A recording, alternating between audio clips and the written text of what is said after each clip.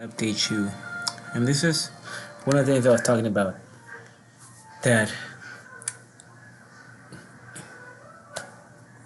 one of the things that tell me that we weren't gonna continue dropping was around 1 o'clock. I said 12:30, 12:45. We should then in maybe even 11:45, 11:30. We should continue seeing Ethereum break on down, keep going down to really show that Bitcoin was then continue going on down and further on down. One thing I noticed it was that even though Ethereum was holding this area for the last 2-3 hours, especially, see that shit, Bitcoin was actually dropping, continuing to drop. Not as bad, but still continue.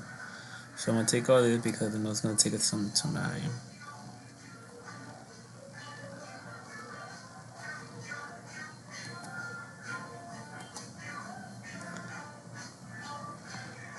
And as Ethereum held, then I said, okay, then that means Bitcoin's gonna slow down right now. And once I saw Ethereum recuperating, try to break back into that box that it just broke out of, that let me know that Bitcoin was gonna try to go for the goal. The goal for Bitcoin is to close here, back inside, and be back above the trend and all that bullshit. Especially this area right here. If Ethereum doesn't have the strength in the next 2 hours,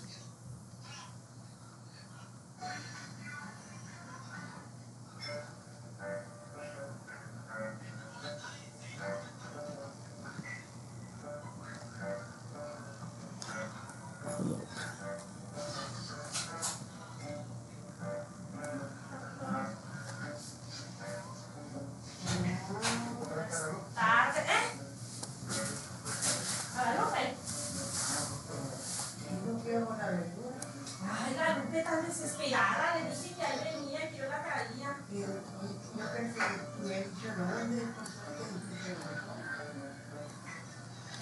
So this is the important area for Ethereum. It's core. So see, looking at it from right here, like, where should I go for a sell? One is this one right here, but after that, you wouldn't really know, where to go for a sell and a buy, whatever, whatnot. Your last area was in this area right here, and again, I explained in my other video. So, anyways, as I'm seeing now, Ethereum try picking up because we already tested this. We already tested this price 2 times. Normally, the market when traders go for is once it break the next hour or two or so, they wait for the market to test that, and once it's almost the last hour, or for a candle to close, it'll go for the move. For example, right here we closed at 1. If you go for a candle, you'll see it closed probably most likely right here. Yeah, most likely right there. And I'm gonna put a 4 candle right there. Yeah, see? And it's gonna be red. I wonder if it's an 8. No, it's not an 8. Alright, cool. So when we started doing that, closing right there in the 4 candle, I was like, no, that's not strength. That's showing weakness. That's showing recovering, because again, this box, it's important to hold. So again, the next week or so it has that. Again, traders and bots are looking at all this price, where they close and everything is very important. So that's why by the end of the day we need to go back into this range, or at least into this box. That way the next day, quote unquote, meaning after 5 p.m. today, the market could then try one more time to continue. If we get rejected in this area and it's 3:30 and we start going back down to this range, it's something to be paying attention for the market to continue going on down or keep dropping, especially Bitcoin. Bitcoin will keep dropping, and Ethereum will keep on going with the dropping that it had, because this compared to Bitcoin it's not, it's not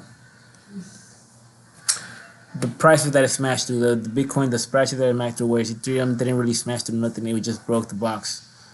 Whereas Bitcoin,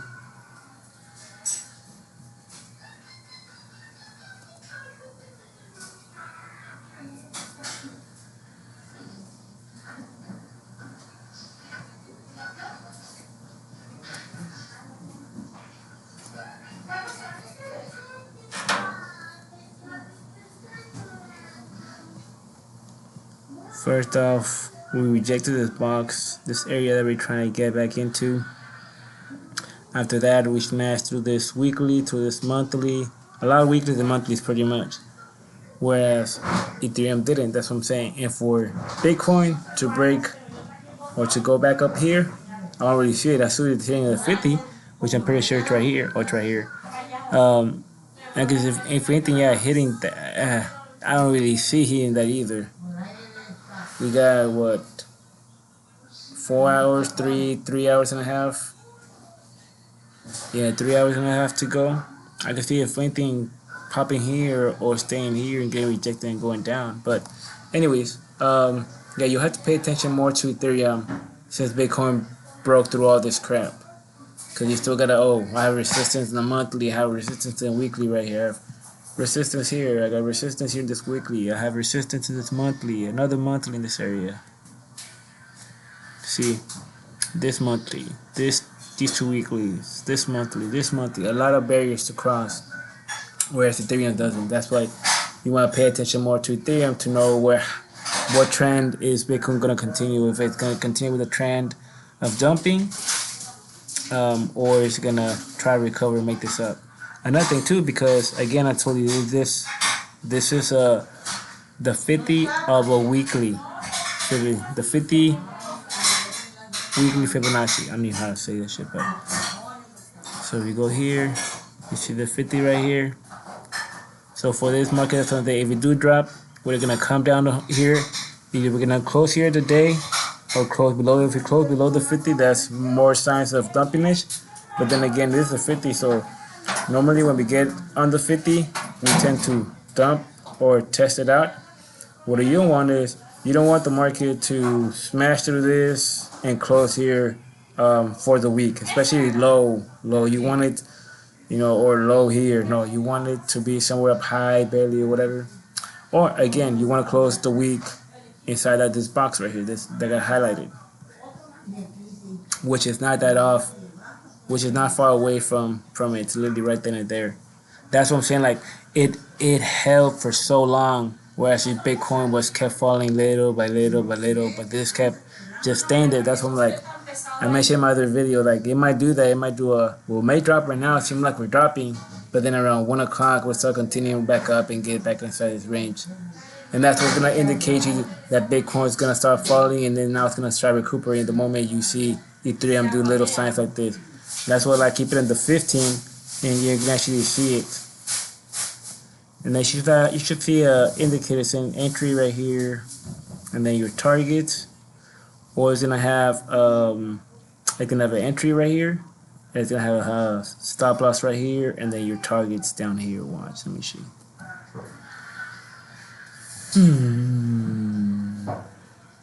Yeah, see, entry, your stop loss, because that makes sense to me. If we don't move from right here and we get closer to 3 o'clock, then we're gonna continue with this downtrend finally.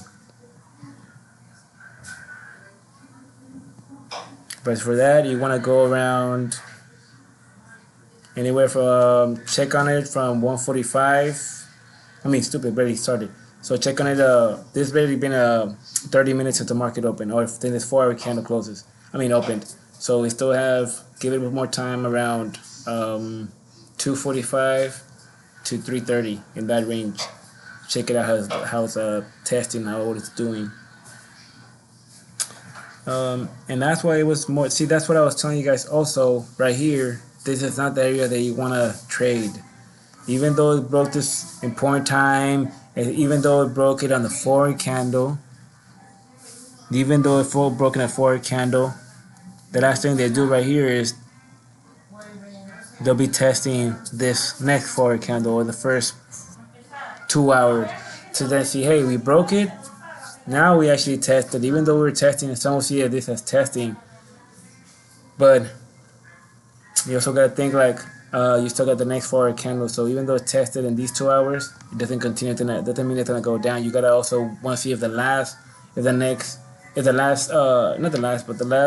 first 2 hours of the last 4-hour candle of the week, how they react to it.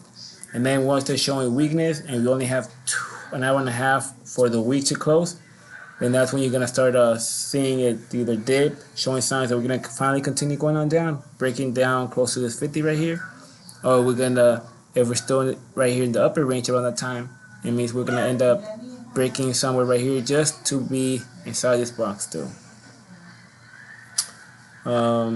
And also, like, this was your perfect area because it actually gave you, it actually gave you a pattern. It actually gave you, see, even the daily, the 12-hour candle. If you really, really wanted to go for a good trade, this would have been your area right here to focus on as the hours go on. And the other ones, hey, that shit takes off. What the hell?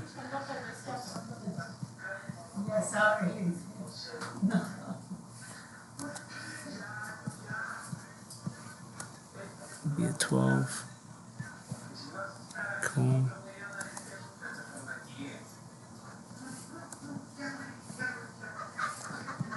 Be a 4.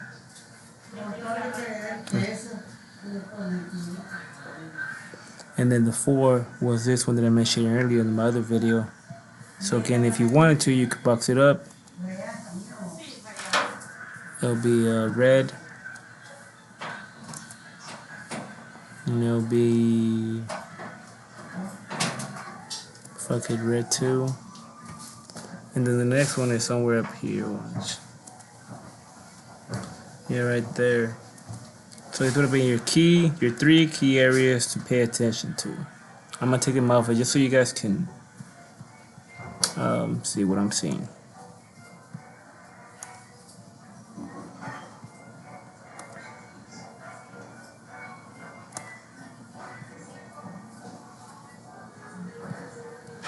Then you go down, nothing.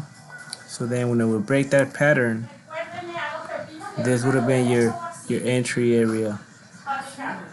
Because we're breaking the last 12-hour candle, the 12-hour candle box.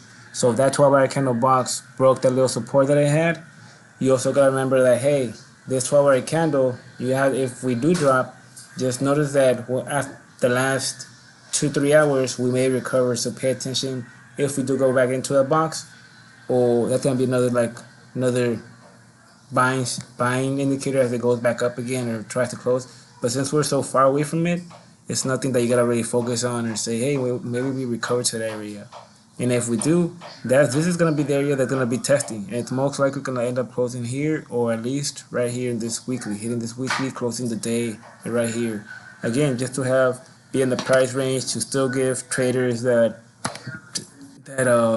hope of, hey, it wasn't a fall, we still got time to go up, or whatever they're gonna be thinking. And you go to Bitcoin.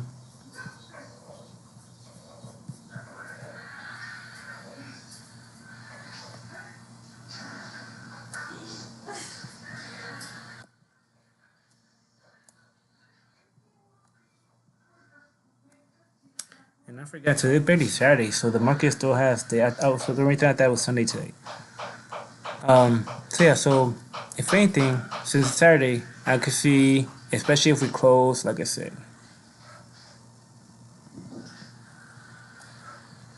we either gonna try to close the day above the area, which would be, what would be right? It would be up here. Because this is where you really want to hold, not below that monthly.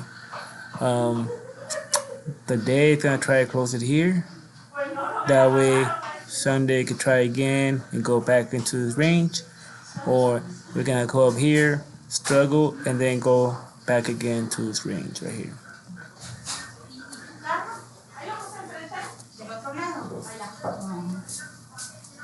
But yeah, that's all I got for that, you guys. I'll do an update later on.